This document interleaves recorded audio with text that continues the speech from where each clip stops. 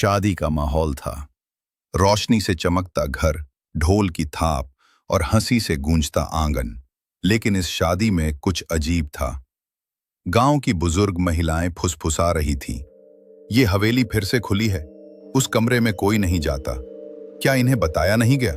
लेकिन खुशी में कोई कुछ सुन नहीं रहा था।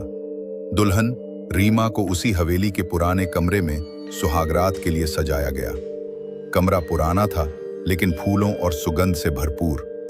रीमा लाल जोड़े में बैठी थी, घबराई हुई, शांत, जैसे उसे कुछ महसूस हो रहा हो।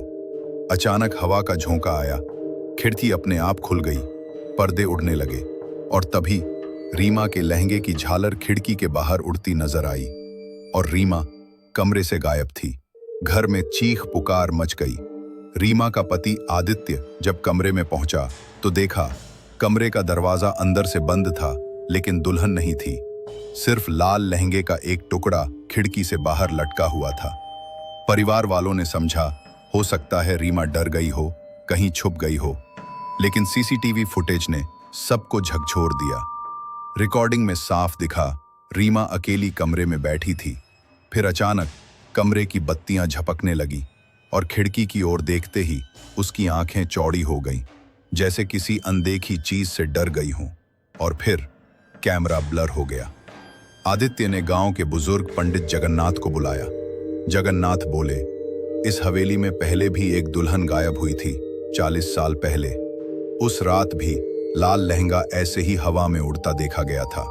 आदित्य को विश्वास नहीं हुआ। वो सोच रहा था कि ये सब बस अफवाहें हैं, पर वो खुद महसूस करने लगा। कमरे में घुसते ही ठंडी हवा, सीलन की बू और दीवारों पर किसी के नाखूनों के निशान। रात को आदित्य ने उसी कमरे में अकेले रुकने का फैसला किया। 12 बजे रात कमरे की खिड़की अपने आप खुली। आदित्य ने खिड़की बंद की, लेकिन तब भी पर्दे अपने आप उड़ने लगे। और फिर उसे एक धीमी सी सिसकती आवाज सुनाई दी, मुझे वापस ले चलो। उसने पलट कर देखा, एक लाल जोड़े में दुल्हन खड़ी थी। तभी हवेली के एक पुराने नौकर शंकर ने सच बताया। सालों पहले इस हवेली के मालिक की बेटी रंजना की जबरन शादी कर दी गई थी, लेकिन उसने उसी रात आत्महत्या कर ली थी और उसकी आत्मा आज भी सुहाग रात की रात अपनी जगह मांगती है। अब हर उस दुल्हन को जो उस कमरे में बैठती है, रंजना की आत्मा उठा ले जाती है। रीमा का आज तक कोई सुराग नहीं मिला, पर कहते हैं हवेली के पास वाले पीपल के पेड़ पर एक लाल लहंगा अक्सर हवा में उड़ता दिखाई देता है। और रात के सन्नाटे में दुल्हन की चीखें आज भी हवेली की दीवारों में गूंजती हैं। तो दोस्तों, आपने देखी रीमा की खौफनाक सुहागरात, एक ऐसी हवेली जहां दुल्हनें सिर्फ एक बार जाती हैं और फिर कभी वापस नहीं आती। क्या आप ऐसी हवेली में जाना चाहेंगे? कमेंट में जरूर बताइए। अगर आपको अचानक खिड़की से अपना लहंगा उड़ता दिखे तो आप क्या करेंगे?